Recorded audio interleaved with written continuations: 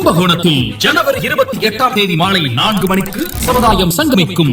சமுதாயத்தின் கோரிக்கைகளை நிறைவேற்றி மாண்புமிகு தமிழகத்தின் முதல்வர் மு.க.ஸ்டாலின் அவர்கள் பங்கேற்று சிறப்புரை ஆற்றுகின்றார். மஹல்லா ஜமாத்தின் மாண்பை காத்து உரிமைகளை வென்றெடுக்க கும்பகோணம் நோக்கி அடித்திரண்டு வாருங்கள் அழைக்கின்றார் நம் தேசிய தலைவர் பேராசிரியர் காதர் மொஹிதீன். 23 தலப்படம் கூட வரக்கூடாது, மங்காத்தா கூட வரக்கூடாதுன்னு ஒரு முடிவுல தான் 30ஆம் தேதி பிளான் பண்ணோம். விதி சென்னையில எங்கேயுமே காலையில 9 மணி ஷோ கிடைக்கல, 11 மணி ஷோ கிடைக்கல. யூடியூப் பைட் எடுத்தோ மக்கள் இருந்து கருத்தை வாங்கி சேர்க்க முடியல. 23ஆம் தேதி ரிலீஸ் ஆயிருக்கு, படம் ஓடிட்டு இருக்குன்றது தெரியல. கலெக்ஷன்ன்றது என்னால என்னன்னே தெரியல. இனிமேல ஒருத்தர் கூட எனக்காக ஒரு ட்வீட் இந்த படம் நல்லா இருக்கு, இந்த படம் பாருங்கன்னு சப்போர்ட் பண்ணி மனுஷனா நீங்கள்லாம் இல்லை மனுஷனானு கேட்குறேன். இந்த அளவுக்கு ஒரு மனுஷன் ரொம்ப கல்லெஞ்சுக்காரனா இருக்கக்கூடாது. நீங்கள்லாம் ஒரு ஈவு, ஒரு இறக்கம் வேண்டாம், ஒரு கருணை வேண்டாம், ஒரு ஈரம் வேண்டாமாங்க நெஞ்சில், ஒரு இதயத்தில், ஒரு கிட்னி பக்கத்தில், தொப்புளுக்கு பக்கத்தில் கொஞ்சோண்டு ஒரு ஈரம் இருந்துச்சுனாக்கா சரி இம்புட்டு கதறி ஒரு வீடியோ போடுறானே, சரி கழுதையை ஒரு 2 டிக்கெட்டை வாங்கிட்டு போவோம், எம்புட்டே செலவு பண்ணுறோம், எவ்வளவோ செலவு பண்ணுறோம், அதில் என்ன ஒரு டிக்கெட் 100 ரூபா 100 எங்க என்ன ஒரு ஒரு காண்டம் வாங்குற செலவு தானே. சரி அந்த மாதிரி நினச்சிட்டு ஒரு டிக்கெட்டை வாங்கிட்டு போவோமேனு இல்லாமல் அந்த உருவம் இவ்வளவு அழுது கதறி போடுறதெல்லாம் பார்க்க முடியுதா, சகிக்க முடியுதா நம்மளால்? 5 நிமிஷம் ஒரு ஃப்ரேம் ஃபுல்லாக இருக்கான், எங்கேயுமே எம்டி ஸ்பேஸே இல்லை. நானுமே என்ன நினச்சேன்னாக்கா க்ளோஸாக வச்சு எடுத்துருப்பாங்க போல நினச்சேன். அப்புறம் தான் அந்த பையன்கிட்ட கேட்டேன், இல்லைன்னா 2 பில்டிங் தாண்டி தான் வச்சுருந்தேன் அண்ணா, அப்படி இருந்தாலுமே அட்மாஸ்பியர் இல்லாமல் அவரே அட்மாஸ்பியராக கவர் பண்ணி கரெக்டாக காம்பேக்டாக இருக்கான். எவ்வளோ வீடு வச்சாலுமே அவர் காம்பேக்டுக்குள்ளே தானே வராரு அப்படின்றான். இப்படியாப்பட்ட உருவம் அப்படி அழுது கதறி வீடியோ போடுதுனாக்கா சரி ஒரு 2 டிக்கெட் எடுத்துகிட்டு போவோமே, இதில் பார்க்க சகிக்க முடியுதாங்க? இல்லை, அந்த உருவம் அழுகாமல் இருந்தாலே சகிக்க முடியாதுங்கிறது வேற விஷயம். அந்த உருவம் அழுகுதுனாக்கா நாங்கள் எப்படி உட்காந்து பார்க்குறது? இப்படியாப்பட்ட ஒரு திரௌபதி 2னுடைய ஒரு வசூலாகலை அப்படின்னு கதறி போட்ட வீடியோ பயங்கர வைரலாக இருக்குது. அதனால் இதில் இந்த படத்தை நம்ம பார்க்கலங்கிறது வேறு விஷயம். முதல் முறையாக உலக தொலைக்காட்சியிலேயே படத்தை பார்க்காமலேயே இந்த வீடியோவில் நம்ம அந்த படத்தை ரோஸ் பண்ண போகிறோம் என்பதை தெரிவித்துக்கொண்டு வாங்க ரோஸ் பண்ண போகலாம்.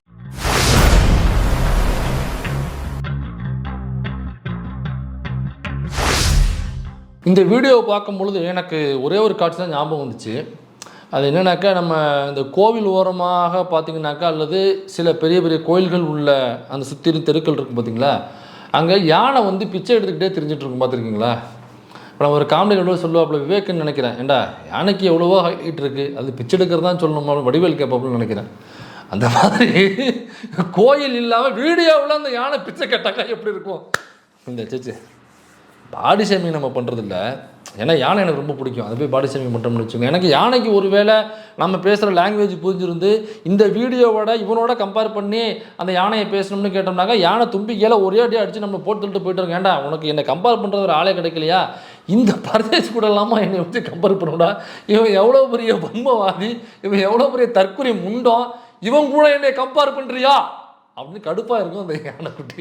இப்படியாக ஒரு வீடியோ போட்டு என்னென்னா திரௌபதி 2 அப்படின்னு ஒரு படம் எடுத்திருக்காப்புல. பொதுவாக ஒரு படத்துடைய செகண்ட் பார்ட் எதுக்கு எடுப்பாங்கன்னாக்கா, அந்த படம் பயங்கர ஹிட் ஆகி மக்கள் அடுத்தது பார்ட் 2வா அப்படின்னு ஏங்கி தவிக்கும் நிலையில் அந்த படம் வரும்பொழுது அந்த படத்தினுடைய வசூல் அப்படியே இந்த படத்துக்கு டிரான்ஸ்ஃபர் ஆகும், அல்லது அதை விட அதிகமாக அல்லது அதை விட கொஞ்சம் கம்மியாக, ஆனால் லாபமாக இருக்கும். அப்படி தான் பார்ட் 2 அப்படிங்கிறது எப்பவுமே எடுப்பாங்க, நமக்கு தெரிஞ்சு இல்லையா? பார்ட் 1 மசுறு மாதிரி இருந்துச்சு. இப்போ ஒன்று இருக்கு, பாட்டு எடுக்கலன்னு எவன் அடிச்சுக்கிட்டான்? ஏதோ தமிழ்நாட்டு மக்களே ஓடி ஐயோ திரௌபதி 2 வரலையா ஏதோ அவங்க வீட்டு வாசலில் போய் நின்று தேவட காத்தது மாதிரி திரௌபதி பார்ட் 2 அப்படியே ஒரு புளிச்சு தள்ளிடுவார் இவர். இல்லைங்க, இவன் ஒரு சங்கி பையா அதெல்லாம் வரம் கட்டுங்க, இவனுக்கு படமே எடுக்க தெரியாது, கிராஃப்டே முதல்ல வராது. திரௌபதின்னு ஒரு படம் எடுத்தாலும் அதிலே பாருங்கள், கேமரா இருக்கும், கேமராவோட நிழல் இருக்கும்ல, அந்த கேமராவுக்கு மேலே அந்த ஒரு வுட்டுன்னு சொல்லுவாங்க, அது கவர் மாதிரி இருக்கும் அந்த கேமராவுக்கு முன்னாடி, அதோட நிழல் பார்த்திங்கனாக்கா ஒரு ஃப்ரேமில் உள்ளே வந்திருக்கும், ஃப்ரேம்குள்ளே நிழல் வந்திருக்கும். ரொம்ப ரொம்ப ரொம்ப ரொம்ப ரொம்ப ரொம்ப ரொம்ப பேசிக்கான விஷயம், இதெல்லாம் வரக்கூடாது அப்படிங்கிறதுல. கேமராவோட நிழல் ஃப்ரேம்குள்ளே வர அளவுக்கு ஒரு டேரக்டர் உட்காந்து வேலை பார்த்துருக்கான்னா அவன் என்ன வேலை பார்த்துருப்பாங்கிறது நீங்களே முடிவு பண்ணிங்க. சாதாரணமாக ஒரு 10 நிமிஷம் நின்று முதல் முறையாக ஷூட்டிங்கை வேடிக்கை பார்க்குறவங்க கூட்ட சொல்லிடுவாங்க, எப்பா அது என்னப்பா அது நல்ல கேமரா நிழல் உள்ளே வருது, அதை கூட பார்க்காம இருக்கு அப்படின்னு சொல்லிட்டு போயிட்டே இருப்பாங்க. எப்போ அந்த மாதிரி நாகரா நிழல் உள்ளே வருது பாருங்கள், நாகரா லைட்டாக உள்ளே வந்துருப்பாரு, 10 நிமிஷம் வேடிக்கை பார்த்தாக்கா இதெல்லாம் வரக்கூடாதுங்கிற அவன் தெரிஞ்சுட்டு அவன் நமக்கு இன்ஸ்ட்ரக்ஷன் கொடுப்பான். இப்போல்லாம் எல்லா ஷூட்டிங் ஸ்பாட்லேயும் நடக்குது. வர்றவங்க தான் இப்போ முழுக்க ஃப்ரேமை பார்த்தியாப்பா இது வருது அது வருதுன்னு பின்னாடி நிற்கிறவங்க சொல்லிட்டு இருப்பாங்க. அது கூட உனக்கு தெரியாமல் கேமராவோட ஃப்ரேம்குள்ளே வச்சு படம் எடுத்து மொல்ல மாதிரி நீ. திரௌபதி 2, அதாவது திரௌபதி 1 வந்து ஒரு ஜாதி காழ்ப்புணர்ச்சியில், ஒரு குறிப்பிட்ட சமூகத்தின் மீதான காழ்ப்புணர்ச்சியில், குறிப்பாக அண்ணன் எழுச்சி தமிழர் மீது உள்ள காழ்ப்புணர்ச்சியில் இந்த பரதேசி நாய் ஒரு படத்தை எடுத்துச்சு. அது திரௌபதி 1. திரௌபதி 2ல் என்னாக்கா முழுக்க முழுக்க இஸ்லாமிய வெறுப்பில் ஒரு படத்தை எடுத்திருக்காப்புல. திரௌபதி 1ங்கிறது ஒரு ஜாதி சம்மந்தப்பட்ட மேட்ரு தாங்க இது. அதனால் அது தமிழ்நாட்டுக்குள்ளே அதனுடைய லாபம் சுருங்கி போச்சு. இப்போ இந்த படம் வந்து நம்ம வந்து ஒரு பேன் இண்டியா மூவி. இது பாருங்கள், ஒரு முஸ்லீம் வெறுப்பை நம்ம கற்கிறோம். அதனால் வந்து ஒரு பேன் இண்டியா மூவி. பான் மூவி எடுக்கிறது கூட லாய்க்கு இல்லை. நீ பேன் இண்டியா மூவி எடுக்கிறியா நீ? சேர்றா, நீ மூவியை விட்டு தில்லு. பேன் அப்படிங்கிறத ஸ்பெல்லிங் மிஸ்டேக் இல்லாமல் இங்கிலீஷில் எழுதி காமிச்சிரு. இதெல்லாம் மூடி இப்படி தூர போட்டு நான் பாட்டுக்கு சேனலை போட்டு போயிட்டே இருக்கேன். ஏண்டா பேன் எழுத சொன்னாக்கா பான் எழுத மூதேவி நீ. பேன் இண்டியா மூவி அப்படியே அறுத்து தட்டுறீங்க நீங்கள். ஏற்கனவே பேன் இண்டியா மூவின்னு எடுத்த ஒட்டுமொத்தத்தில் எங்கே ஹிந்தி மார்க்கெட்டு எவ்வளோ பெரிய மார்க்கெட்டு. ஹிந்தி மார்க்கெட்டில் இதே மாதிரி இஸ்லாமிய வெறுப்பை கேட்கக்கூடிய படங்கள் எல்லாம் இன்னைக்கு எல்லாம் மூட்டை கட்டி வச்சுட்டாங்க. இப்போ வசூலே கிடையாது. இப்போ இந்த கேரளா ஸ்டோரிஸ் எடுத்துறாங்க, நட்டம் படம் பயங்கர நஷ்டம். அதோட இந்த அம்மா அந்த கங்கனா ரனாவத் ஒரு படம் நடிச்சிச்சு, இதே மாதிரி இஸ்லாமிய வெறுப்பு கேட்கக்கூடிய ஒரு படம் நடிச்சிச்சு. படம் லாபமே இல்லைன்னு சொல்லிட்டு முதல் நாள் அவங்க சேனல்லே போடுறாங்க. ஒரு ஆர்எஸ்எஸ் பிஜேபியோட சேனல்லே படம் ஓடலை, படம் சுத்தமாக வசூல் இல்லை, முதல் நாள் ரிப்போர்ட்டு. அவங்களே முக்கியக்கிட்டு வடக்கன்ஸே தெரிஞ்சுட்டாங்க. ஏன்டா இது தமிழ்நாடுரா, பரதேசி இது தமிழ்நாடு. திருப்பரங்குன்ற இஷ்யூ என்னாச்சு? நீதிமன்றம் சொல்லுது, நீதிபதி சொல்லுது, யூனியன் கவர்மெண்ட் சொல்லுது, தமிழ்நாடு சொன்னுச்சு. அதான் சொன்னுச்சு, வி ஆர் நாட் அலோயிங்னு சொன்னுச்சு. We are not allowing, we will face the consequences அப்படிங்கிறத தமிழ்நாடு சொன்னுச்சு. தமிழ்நாட்டு முதலமைச்சர் சொன்னார். ஒட்டுமொத்த தமிழ்நாட்டு மக்களுமே தமிழ்நாட்டு முதல்வர் பக்கம் தான் நின்னாங்க. யாரும் தமிழ்நாடு திரண்டு போய் ஐயோ இது ஹிந்துக்களுக்கு எதிரான தீர்ப்பு அல்லது இது ஹிந்துக்களுக்கு எதிரான ஒரு ஸ்டேட்மெண்ட்டை சிஎம் கொடுத்துட்டாரு, ஹிந்துக்களுக்கு எதிராக இந்த காவல்துறை இருக்குன்னு யாராவது கிளம்பி போனாங்களா? ஒரு 4 சங்கிப்பையா போனான், 4 சங்கி பையன் மட்டும் போய் நின்றுட்டு நாங்கள் தான் ஹிந்துக்களுக்கு எதிராக இந்த அரசாங்கம் செயல்படுகிறது, ஹிந்துக்களுக்கு எதிராக இந்த காவல்துறை செயல்படுகிறது அப்படிங்கிறத போய் சொன்னது 4 சங்கி பையன். ஒட்டுமொத்த தமிழ்நாடும் திமுகவின் பக்கம், திமுக கூட்டணியின் பக்கம், அன்னைக்கு தமிழ்நாடு அரசின் பக்கம் நின்றது. இதுதான் தமிழ்நாடு. ஏன் தெரியுமா? ஏன்னா இது பெரியார் மண்ணு. இது பெரியார் மண்ணுடா. இங்கே வந்து நின்றுக்கிட்டு நீ திரௌபதி 2 அதில் என்னன்னாக்கா அதில் சொல்கிறான், சில ஏரியாக்களை மென்ஷன் பண்ணுறான். தருமபுரி, ராணிப்பேட்டை, அப்புறம் வந்து கடலூர், இப்படி சில ஏரியாக்களை பேரை சொல்லி மென்ஷன் பண்ணுறான். இந்த ஏரியாக்கள்லாம் எனக்கு எப்போவுமே பிஸ்னஸ் அதிகம். ஆனால் இந்த படம் பாருங்கள், திரௌபதி 2 வரும்போது இந்த ஏரியாவிலுமே எனக்கு வசூல் இல்லாமல் போச்சு அப்படின்றான். அந்த குறிப்பிட்ட ஏரியாக்கள் எல்லாம் வன்னியர் சமூக மக்கள் அடர்த்தியாக நெருக்கமாக பெரும்பான்மையாக வாழுகிற பகுதி. அப்போ இவர் பிறப்பால் ஒரு வன்னியர் சமூகத்தை சார்ந்தவர் அப்படிங்கிறதுனால வன்னியர் மக்களை குறி வச்சு தான் அப்போ நான் படம் எடுக்கிறேங்கிறது ரொம்ப டிக்ளராக பேசுகிறான், ஓப்பனாக டிக்ளேர் பண்ணுறான். வன்னியர் சமூக மக்களை குறிவித்தான் படம் எடுக்கிறேன் அப்படின்னாக்கா நீ தாராளமாக எடுக்க வேண்டாம்னு யாருமே சொல்லவில்லை ராஜா, அதைத்தான் எடுக்க வேண்டும்னு நான் சொல்கிறேன். வன்னியர் மக்களை குறிவைத்து தயவு செய்து வன்னியர் சமூகத்திலிருந்து வருகிற இயக்குநர்கள் தயவு செஞ்சு படம் எடுங்க, அந்த மக்களை அரசியல்படுத்தணும்னு தான் சொல்கிறோம். ஆனால் என்ன மாதிரியான படத்தை எடுக்கணும்?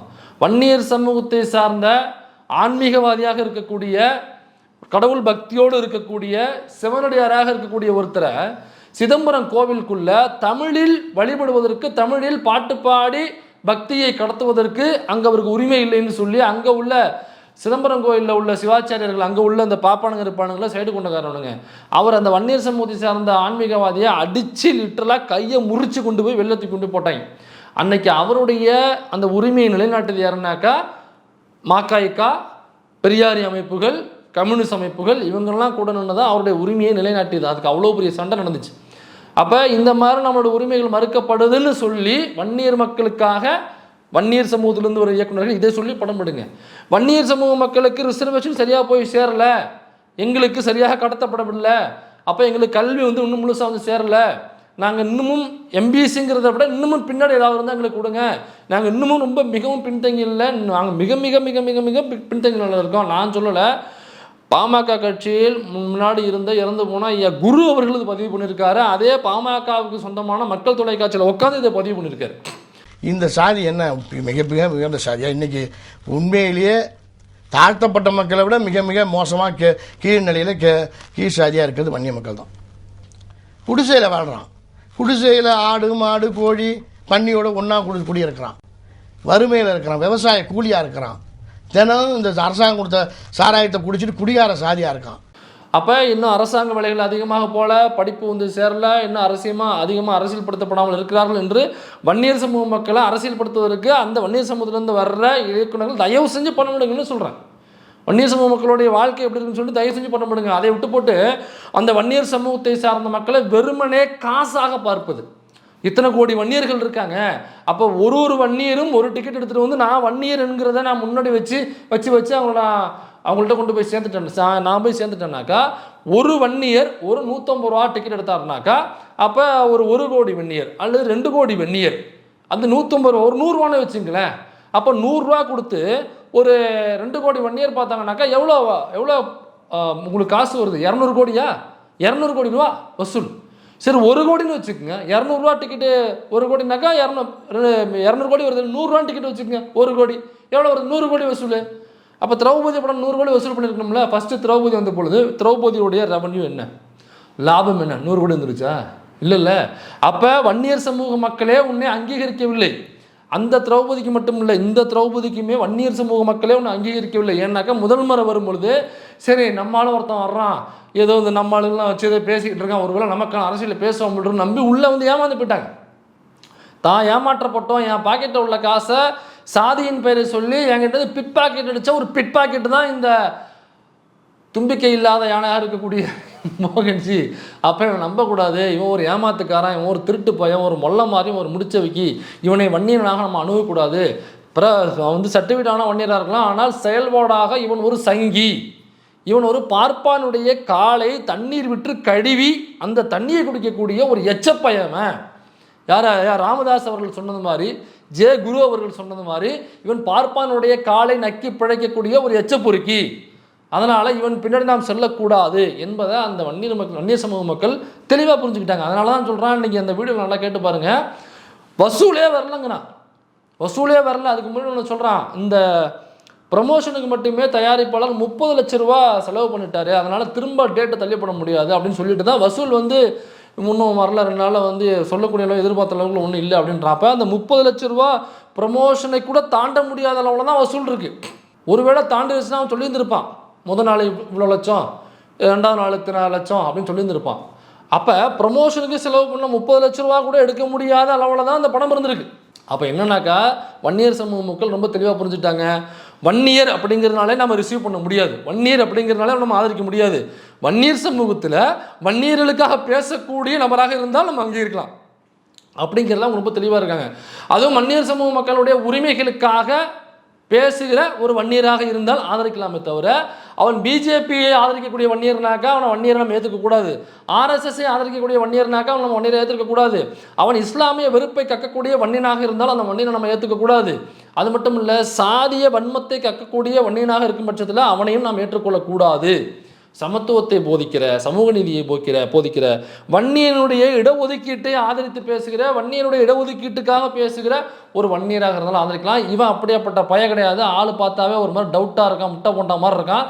அதனால் இவன் வந்து ஆர்எஸ்எஸ் பிஜேபிக்காக வேலை பார்க்கக்கூடிய பார்ப்பனிய அடிமை இவன், அதனால் அவனை ஏற்றுக்கொள்ளக்கூடாது அப்படிங்கிறதுனுடைய வெளிப்பாடு தான் நீ கதறி வீடியோ போட்டுட்ருக்கான். ஆனால் பார்க்கும்போது ரொம்ப ஜாலியாக இருக்குடா, ரொம்ப மகிழ்ச்சியாக இருக்குது. ஆனால் நீ பண்ண படத்தை விட இந்த வீடியோ இருக்குல்ல, 5 நிமிஷம் வீடியோ தாண்டா ரொம்ப நல்லாயிருக்கு, படத்தை விட இந்த வீடியோ தான் அதிகமாக வியூஸ் போயிருக்கு உனக்கு. இந்த வீடியோவுக்கு வந்து ஒரு வீடியோவுக்கு 1 ரூபான்னு போட்டிருந்தா கூட காசு கட்டியாவது இப்போ இந்த வீடியோ பார்த்துருப்பானுங்க. 1 ரூபா இல்லை, இந்த வீடியோ பார்க்கணுன்னாக்கா ஒரு 50 ரூபா நீங்கள் பணம் கட்டினா, சப்ஸ்கிரிப்ஷன்லாம் தான் வீடியோ வரணும்னாக்கா எல்லாம் 50 ரூபா கட்டிட்டு இந்த வீடியோ பார்த்துருப்பாங்க. அந்த அளவுக்கு பெர்ஃபார்மன்ஸ் நல்லா இருந்துச்சு உன்னோட பெர்ஃபார்மன்ஸ். அதனால் இனிமேல் என்ன பண்ணுறேன்னாக்கா, தேட்டர்லாம் படம் எடுக்காத, இந்த மாதிரி 5 நிமிஷம் கதறிக்கிட்டே ஒரு காம்பேக்டாக நின்றுக்கிட்டு அழுதுகிட்டே கதறிக்கிட்டே ஒரு பர்ஃபார்மன்ஸில் வீடியோ போடு. இந்த வீடியோ ஆனால் கண்டிப்பாக வியூஸ் போகும். ஏன்டா இப்படி ஒரு சங்கீத்தனமான ஒரு படத்தை எடுத்து வச்சுருக்க திரௌபதி டூ என்ன சொல்ல வந்திருக்காங்கனாக்கா, இஸ்லாமிய மன்னர்கள் ஹிந்து கோயில்களை இடித்து தள்ளினார்கள், இஸ்லாமிய மன்னர்கள் இந்து மதத்தை சார்ந்த பெண்களை பாலியல் வல்லுறவுக்கு ஆட்படுத்தினார்கள். இஸ்லாமியர்கள் இந்துக்களை வெட்டி வீழ்த்தினார்கள். மதம் மாறவில்லை என்றால் வெட்டி வீழ்த்தினார்கள். இதுதான் இந்த படத்தில் சொல்ல வர்ற முக்கியமான கரு. இந்த பாமகன்னு ஒரு கட்சி இருக்குல்ல, அது ஆரம்பத்தில் பார்ப்பனியம் எப்படி வன்னியர்களுக்கு சேர இடஒதுக்கீடு ஆட்டையை போடுகிறது, பார்ப்பனியம் எப்படி வன்னியர்களுக்கு எதிராக செயல்படுகிறது, பார்ப்பனியம் என்பது எப்படி வன்னியர்களை ஒடுக்குமுறைக்கு ஆட்படுத்துகிறது அப்படிங்கிறது தான் முதல்ல குரு அவர்களாக இருக்கட்டும், ராமதாஸ் அவர்களாக இருக்கட்டும் மேடையில் முழுக்க பேசியது அப்படி தான். அந்த கட்சி அப்படி தான் பேசி வளர்ந்து வந்துச்சு. பழைய வீடியோக்களை வேணால் பாட்டாளி மக்கள் கட்சி சார்ந்தவர்கள் பழைய வீடியோக்களை எடுத்து பாருங்கள், உங்களுக்கு தெரியும். அன்னைக்கு இந்த கட்சியோட வளர்ச்சியில் முக்கிய பங்காற்றியது யார் தெரியுமா? பழனி பாபா என்கிற ஒரு இஸ்லாமியர். அன்னைக்கு இஸ்லாமியர்கள் மத்தியில் ஒரு பெருஞ்செல்வாக்குடையவர் தான் பழனி பாபா அவர்கள். இப்போ பழனி பாபா, ஐயா ராமதாஸ், அண்ணன் ஜான் பாண்டி, இன்னும் சில தலைவர்கள், இவங்கெல்லாம் ஒன்று சேர்ந்து தான் இந்த கூட்டணி வந்து உருவாச்சு. இந்த ஒரு கூட்டமைப்புங்கிறது உருவாகி வன்னியர் ஓட்டு, பட்டியல் சமூக ஓட்டு, இஸ்லாமியர்கள் வாக்கு, இதை குறி வச்சு தான் இந்த கூட்டமைப்பே உருவாக்கப்பட்டது. அதில் பாட்டாளி மக்கள் கட்சியின் வளர்ச்சியில் பழனி பாபா அவர்களுடைய உழைப்புங்கிறது மிக அபரிமிதமான உழைப்பு. அப்படியாப்பட்ட ஒரு இஸ்லாமியருடைய உழைப்பிலையும் இந்த பாட்டாளி மக்கள் கட்சி வளர்ந்துருக்கு அப்படிங்கிறத விட தெரியாத ஒரு தற்கொலை முண்டம் தான் என்ன பேசுதுனாக்க, இஸ்லாமிய மன்னர்கள் இந்துக்களை வெட்டி வீழ்த்தினார்கள், இஸ்லாமிய மன்னர்கள் இந்து மதத்தை சார்ந்த பெண்களை பாலியல் வல்லுறவு செய்தார்கள், இஸ்லாமியர்கள் இந்துக்களுடைய கோவிலை எடுத்து தள்ளினார்கள் அப்படிங்கிற ஒரு அற்பத்தனமான சங்கித்தனமான ஒரு படத்தை எடுத்து வச்சுக்கிட்டு என்னையே சங்கின்றாங்க, என்னையே பிஜேபின்றாங்க, நான் ஆர்எஸ்எஸ் கிட்ட பணம் வாங்குறேன்னு விசிகாவை சார்ந்தவங்க சொல்கிறாங்க. டக்குன்னு என்ன பண்ணுறான், விசிகாவில் வந்து சில பேர் வந்து இந்த மாதிரி பேசுகிறாங்க அப்படின்னு என்ன பண்ணுறான்னாக்கா, விசிகாவை சொல்லும் பொழுது தான், விசிகா இந்த படத்தை வலுவாக எதிர்க்கிறது அப்படின்னு சொல்லும் பொழுது தான் வன்னியர்களாக இருக்கக்கூடிய பாட்டாளி மக்கள் கட்சியில் இருக்கக்கூடிய வன்னியர்கள் வந்து இந்த படத்துக்கு சப்போர்ட் பண்ணுவாங்க அப்படிங்கிற ரொம்ப எச்சத்தனமான ஒரு நேரேட்டிவை செட் பண்ணுறான். அப்போ விசிகா இந்த படத்தை எதிர்க்குது அப்படிங்கிற இந்த வீடியோவில் சொல்லி ரொம்ப மோசமாக பேசுகிறாங்க அப்படின்னு சொன்னோம்னா ஆட்டோமேட்டிக்காக வன்னியர்கள் முழுக்க இந்த படத்துக்கு சப்போர்ட் பண்ணிட்டு வந்துடுவாங்க. அப்போ ஒரு வன்னியர் சமூகத்தை சார்ந்தவர்கள் என்னவா பார்க்குறேன்னாக்கா, வெறுமனே பணமாக துட்டாக பார்க்குறேன். ஒரு வன்னியர்னாக்கா 150 ரூபா ஒரு டிக்கெட், ஒரு வன்னியர் 150 ரூபா, ஒரு வன்னியருடைய வேல்யூ என்பது 150 ரூபா. அப்போ ஒரு வன்னியரும் 150 ரூபாயை மட்டுமே தான் பார்க்குறே தவிர, அந்த வன்னியர் அந்த 150 ரூபாயை சம்பாதிப்பதற்கு எவ்வளவு சிரமப்படுகிறார், எவ்வளவு கஷ்டப்படுறாரு, அவங்களுக்கு பள்ளிக்கூடம் பக்கத்தில் இருக்கா, கல்லூரி பக்கத்தில் இருக்கா, அரசு வேலைகள் போய் சேர்ந்துருச்சா, என்ன பிரச்சனை ஏது பிரச்சனை, அதை வச்சுக்கிட்டு வன்னியர்களுடைய கஷ்டங்களையும் அவர்களுக்கு போய் சேராத உரிமைகளையும் குறித்து படம் எடுக்கிறானாக்கா இல்லை. ஒரு வன்னியர் இஸ் ஈக்குவல் டு 150 ரூபா. அதனால் என்ன பண்ணுறோன்னாக்கா, விசிகான்னு சொல்லும் பொழுது வன்னியர்கள் ஆட்டோமேட்டிக்காக உள்ளே இறங்கிடுவாங்க. அப்போ அது நமக்கு ஈஸியாக டிக்கெட்டாக கலெக்ஷன் ஆகிறதுக்கான ஒரு வழியாக இருக்குன்னு சொல்லிட்டு அந்த சாதியை என்னவா பயன்படுத்துகிறாங்கனாக்கா, தன்னுடைய பேக்கெட் மணியாக தான் அந்த வன்னியர்களை பார்க்குறாங்க. பேன் இண்டியா மூவி எடுக்குது மூதேவி முண்டக்கிழப்பை, பான் இண்டியா. இந்த முண்டக்கிழப்பை முன்னாடி ஒரு லைவ் வீடியோவில் வந்து சொன்னிச்சு, அதாவது ஸ்க்ரீன் பிளே எப்படி எழுதுறது கற்றுத்தரேன். யார் கேமராவுடைய நல்ல உள்ள ஃப்ரேம்குள்ளே வந்து விழுகுது, அது தெரியாமல் ஷூட் பண்ண இந்த லூசு பைய ஸ்க்ரீன் பிளே எப்படி எழுதுறது நான் கற்றுத்தரேன் லைவில் அப்படின்னு சொல்லிட்டு ஒரு நாள் வந்தான். கமெண்ட்டில் எல்லாம் கழிவுகளையும் ஊற்றினோடனே 2 நிமிஷத்துக்கு மேலே லைவ் கட் பண்ணிட்டு ஓட்டான். அப்போ என்ன சொல்கிறான், அதாவது நான் லீனியர் ஸ்க்ரீன் பிளே என்ன தெரியுமா அப்படின்னு சொல்லிட்டு விளக்குறான். நான் லீனியர் ஸ்க்ரீன் பிளேனாக்கா அது ரொம்ப உங்களுக்கு சிம்பிளாக சொல்கிறேன் பாருங்க. பாட்ஷா படம் இருக்குல்ல, அது பார்த்துருக்கீங்களா? ஃபஸ்ட்டு ஒரு கதை போகும், அப்புறம் ஃப்ளாஷ்பேக் வரும், அந்த மாதிரி இருக்குது பார்த்தீங்களா? அதான் பாட்ஷா படம் நான் லீனியர் ஸ்க்ரீன் பிளேல வந்த ஒரு படம் அப்படின்னு. இதை கேட்டுட்டு சுரேஷ் கிருஷ்ணா அன்னையோட நெஞ்சு பிடிச்சி கீழே உட்காந்து, யார் மற்ற பிள்ளையா அது, யார் மற்ற பிள்ளை அது, எனக்கே தெரியாதெல்லாம் ஏதோ பேசிட்டு இருக்க அந்த பிள்ளை. ஐயோ ஒன்றும் இல்லை. நான் லீனியர் ஸ்க்ரீன் பிளேனாக்கா ஒரு படம் சொல்கிறேன், அதை பாருங்கள், நீங்கள் பார்த்தீங்கன்னா புரியும். அதுதான் நான் linear screen play. Bulb fiction சொல்லிட்டு ஒரு படம் இருக்குது, அந்த படத்தை பாருங்கள். ஜான் ட்ராவல்ட்டோ அவங்களாம் நடிச்சிருப்பாங்க. அந்த படத்தோட ஸ்க்ரீன் பிளே பார்த்தோம்னா நான் லீனியர் ஸ்க்ரீன் பிளே. பாட்ஷா படம்லாம் நான் லீனியர் ஸ்க்ரீன் பிளே கிடையாது. அது இன்னொன்று சொல்கிறான், கதை எழுதுறதுக்கு சிம்பிளான டிப்ஸ் கொடுக்குறான். இந்த ₹1 போஸ்ட் கார்டு இருக்கும்ல, அதை வாங்கிங்க. அதில் வந்து உங்களுக்கு என்ன தோணுதோ அதில், அதாவது ஒன்லைன் வந்து அதுக்குள்ளே முடிச்சிடணுமா. அந்த ₹1 போஸ்ட் கார்டு அளவுக்கு தான் இருக்கணுமா, அதுக்குள்ளே ஒன்லைனில் முடிச்சிடணும். அதுதான் ஸ்க்ரீன் ஒன்லைன் போடுறதுக்கான ஃபார்மெட். இல்லை, மறைக்கப்பட்ட வரலாறு திரௌபதி 2 உண்மைதான், மறைக்கப்பட்ட வரலாறு தான். அதில் நான் உண்மையிலேயே உடன்படுறேன். சரி, யார் மறைச்சா? மறைக்கப்பட்ட வரலாறுனா அந்த வரலாறை யார் மறைச்சா? வேறு யாரும் இல்லை, இவன் தான். தண்டு உருவத்தை வச்சுட்டுனா எப்படா தெரியும்? முட்டைக்கலப்பை பிரேம் ஃபுல்லாக நின்றுக்கிட்டு மறைக்கப்பட்ட வரலாறு மூதேவி நவுந்து தொலை, அப்போ தான் எங்களுக்கு தெரியும். இல்லை, நம்ம பாடி ஷேமிங் மட்டும் தான் நினச்சக்கூடாது. ஏன்னா அவங்ககிட்ட ஒரு அறிவு இருக்குது அப்படின்னாக்கா நம்ம அந்த அறிவை ஷேம் பண்ணலாம். அவங்ககிட்ட ஒரு சிந்தனை இருக்குனாக்கா அந்த சிந்தனையை நம்ம ஷேம் பண்ணலாம். இல்லை அவன் பயங்கரமான ஒரு ஐடியாலஜியை நம்ம ஷேம் பண்ணலாம்.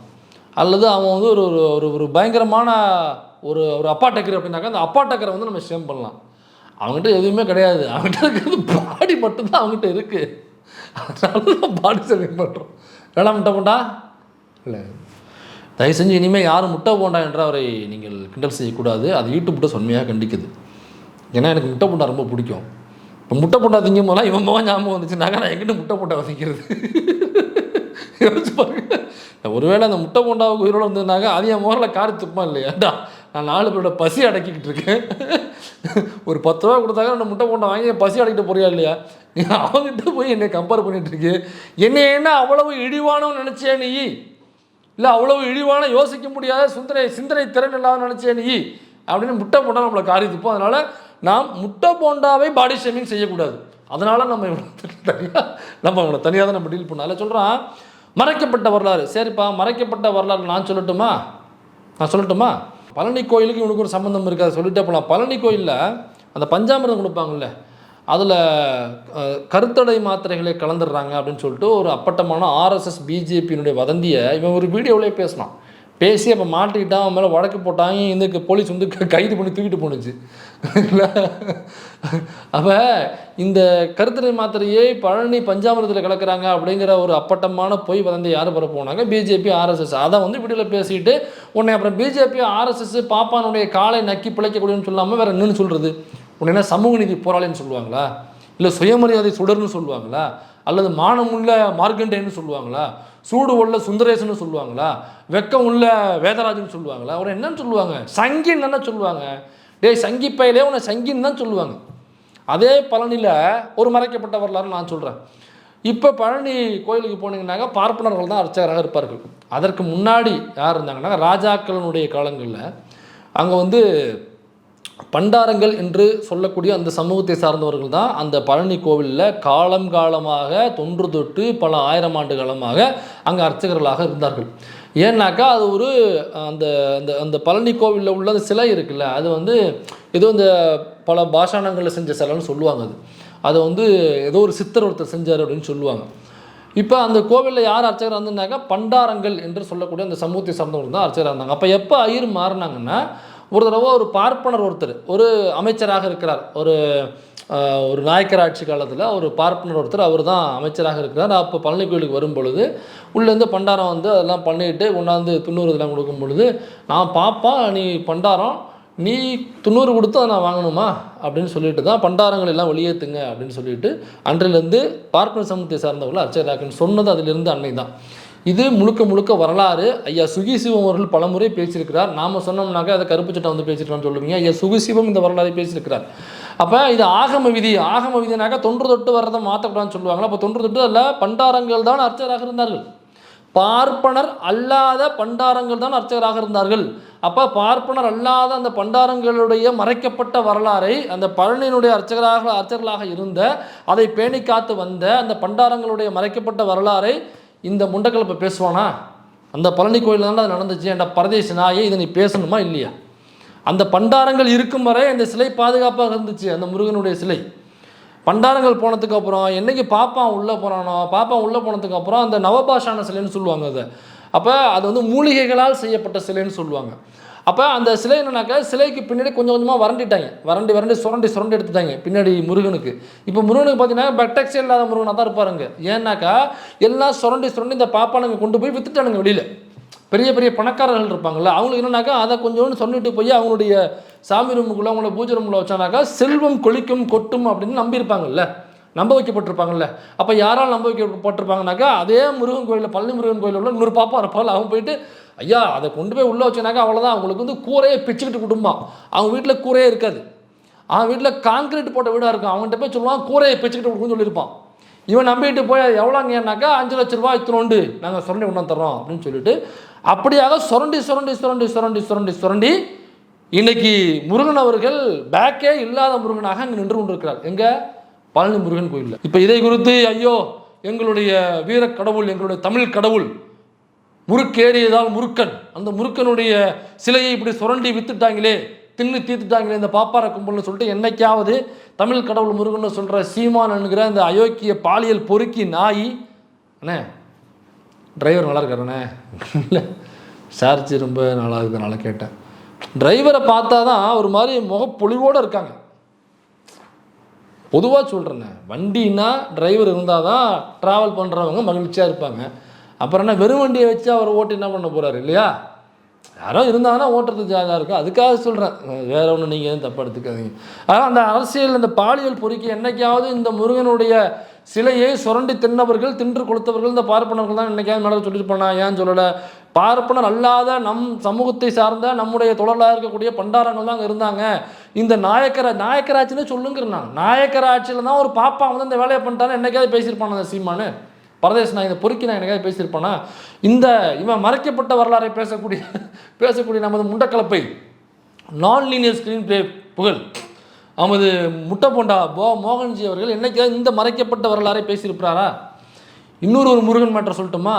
இன்னொரு கோவிலில் முருகன் சிலை இதே மாதிரி ஒரு சித்தர், அந்த சித்தரால் எப்படி முருகனுடைய சிலை சித்தரால் செய்யப்பட்டுச்சோ அதே மாதிரி இந்த கோவில்லையும் சித்தரால் செய்யப்பட்ட ஒரு சிலை, ஒரு முருகன் சிலை.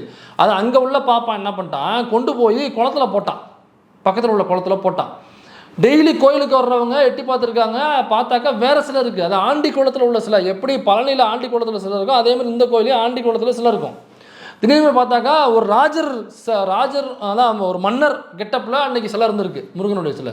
என்னங்க இது ஆண்டி குளத்தில் உள்ள சிலை தானே நம்ம கோயிலில், என்ன எனக்கு நம்ம ஆளுங்க வந்து பார்ப்பனர் அல்லாதவர்கள் கருவருக்குள்ளே போக முடியாது, எட்டி நின்று தான் அவனை பார்த்து சாமி கும்பிடுவாங்க. அப்படி பார்க்கும்பொழுது இது ராஜ கம்பீரத்தில் உள்ள ஒரு சிலையாக இருந்திருக்கு.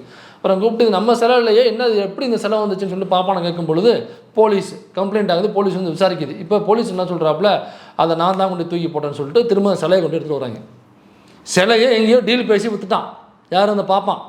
போலீஸ் வந்து கேட்டு மாட்டிக்கிட்டான், மக்கள் பார்த்துட்டாங்க. ஏன்னாக்கா கருவறைக்குள்ளே நம்ம தானே போகிறோம், அவங்க வரமாட்டாங்கல்ல, நம்ம தூக்கி போட்டு வேற ஒரு சிலையை வச்சுருவோம் அப்படிங்கிறதுலாம் ஒரு ட்விஸ்ட் நடந்து போச்சு. அது ஆண்டி கோலத்தில் உள்ள சிலைங்கிறது அவனுக்கு என்ன, அதாவது நக்கிர நாய்க்கு செக்கா சிவலிங்கமானு தெரியாத உண்மையிலே பாப்பானுங்களுக்கு தான்.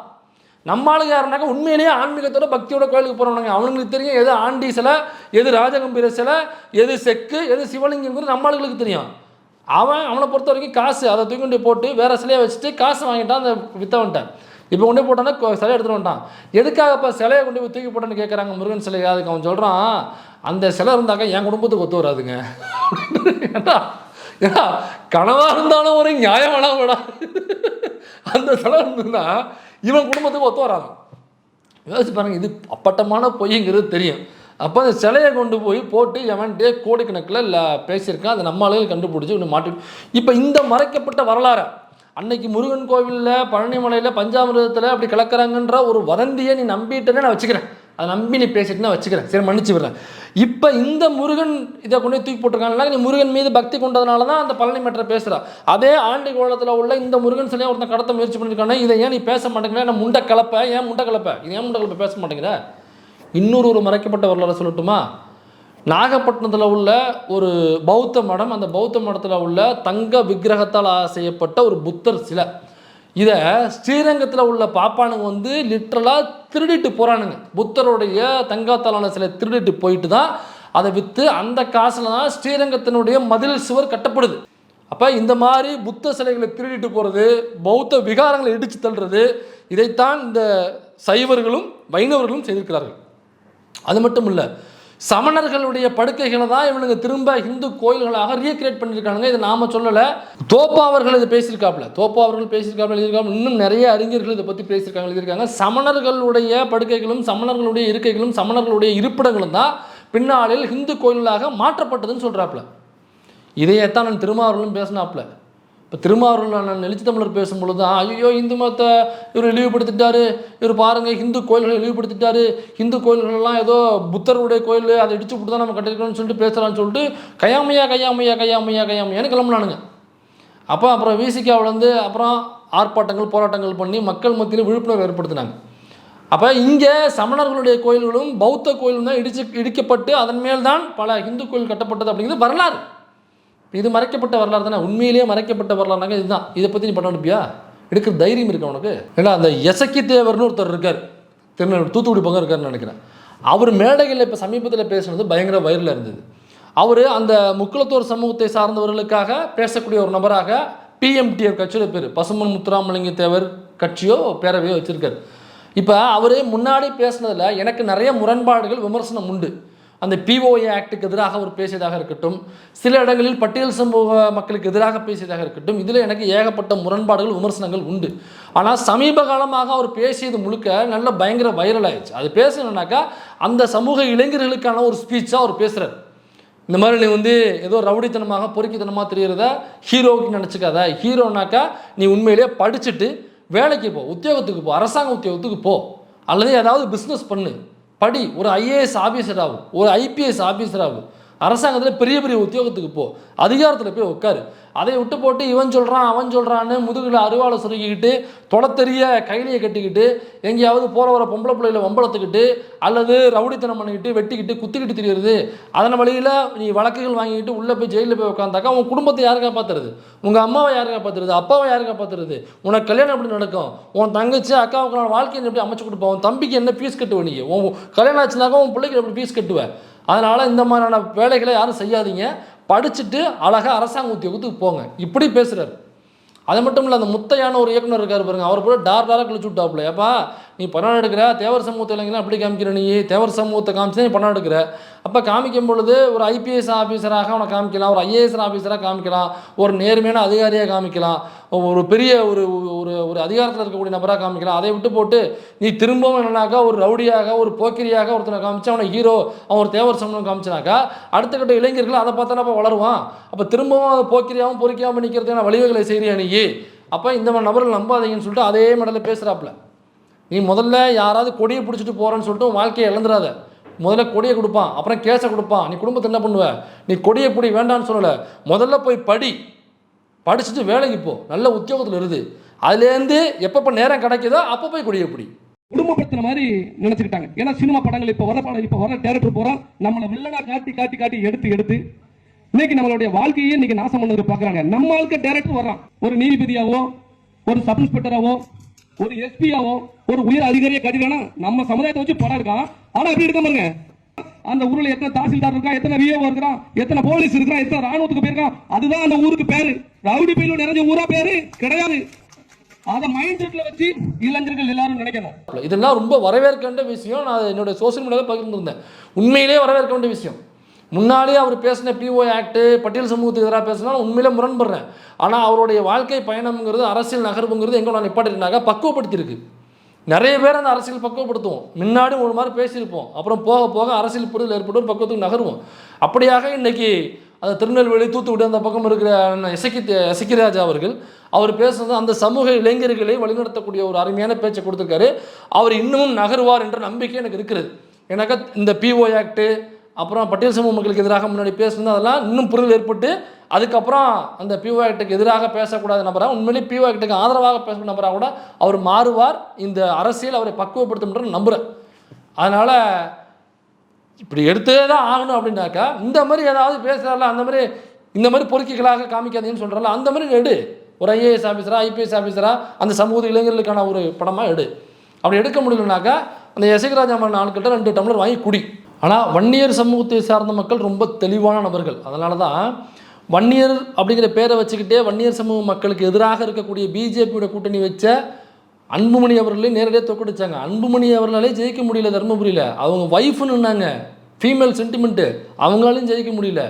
மண்ணை கவினார்கள் பாமக, அன்புமணி ராமதாஸ் ஒய்ஃப் முழுக்க முழுக்க மண்ணை கவினார்கள். வன்னியர் சமூக மக்கள் ரொம்ப தெளிவானவர்கள். அதனால் அவங்க எப்போவுமே என்னன்னாக்கா வன்னியர் என்கிற அடிப்படையில் மட்டுமே ஆதரிக்க மாட்டாங்க, தனக்காக பேசுகிற வன்னியராக தான் ஆதரிப்பாங்களே தவிர அவன் பிஜேபி ஆர்எஸ்எஸ் கூட இருக்கிற ஒரு வன்னியர்னாக்க அவனை வன்னியராகவே கன்சிடர் பண்ண மாட்டாங்க.